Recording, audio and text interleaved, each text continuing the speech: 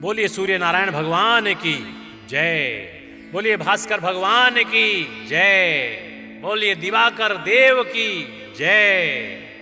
प्रिय भक्तों, सूर्य देव सर्वशक्तिमान है और इनसे शक्ति और ऊर्जा प्राप्त करने के लिए हम आपके लिए लेकर आए हैं एक बहुत ही चमत्कारी मंत्र, एक ऐसा प्रभावशाली मंत्र जिसे प्रातःकाल सूर्य भगवान को जल देते समय आदि आप सुन लेते हैं तो आपका कल्याण ही कल्याण है। आपका शरीर में शक्ति का संचार होगा, आपके मन में ऊर्जा का संचार होगा, बल बुद्धि सभी स्वस्थ हो जाएंगे और आप शक्तिशाली हो जाएंगे, क्योंकि स्वयं सूर्य भगवान भी शक्तिशाली हैं। इनका आराधन, इनकी वंदना, इनका अभिनंदन करना हम प्रातःकाल जब आरंभ करते हैं तो ये हम पर कृपा दृष्टि डालते हैं। प्रिय भक्तों, प्रातःकाल उठकर स्नान आदि करने के पश्चात हाथ में जल का लोटा लेकर उगते हुए सूर्य के सामने जाएं और ऊपर हाथ करके, जैसा बताया जाता है, जब जल देंगे तो हमारे द्वारा बताए गए इस मंत्र को सुनते रहिएगा और फिर देखिएगा कि किस प्रकार से कुछ ही दिनों में आपका चमत्कार होता है। कम से कम 11 बार इस मंत्र का श्रवण ज़रूर करें, हमारे द्वारा बताए गए इस मंत्र को लगा दें और जल देते रहिएगा आप। बहुत ही चमत्कारी मंत्र है, बहुत ही प्रसिद्ध मंत्र है जो आपके लिए हम लेकर आए हैं, सुनिएगा।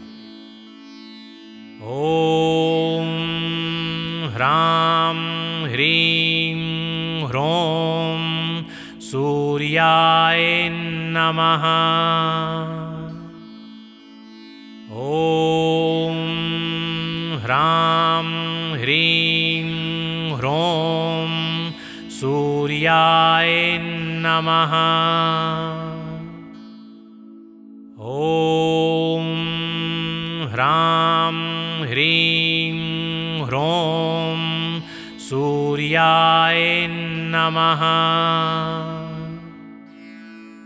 ओम ह्रां ह्रीं ह्रौं सूर्याय नमः। ओम ह्रां ह्रीं ह्रौं सूर्याय नमः। ओम ह्रां ह्रीं ह्रौं सूर्याय नमः। ओम ह्रां ह्रीं ह्रौं सूर्याय नमः। ओम ह्रां ह्रीं ह्रौं सूर्याय नमः। ओम ह्रां ह्रीं ह्रौं सूर्याय नमः।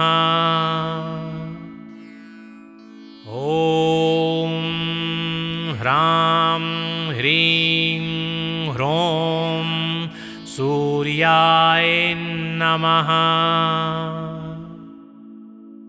ओम ह्रां ह्रीं ह्रौं सूर्याय नमः।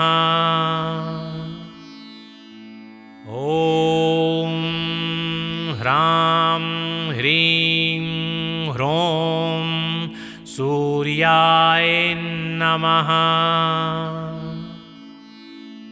ओम ह्रां ह्रीं ह्रौं सूर्याय नमः।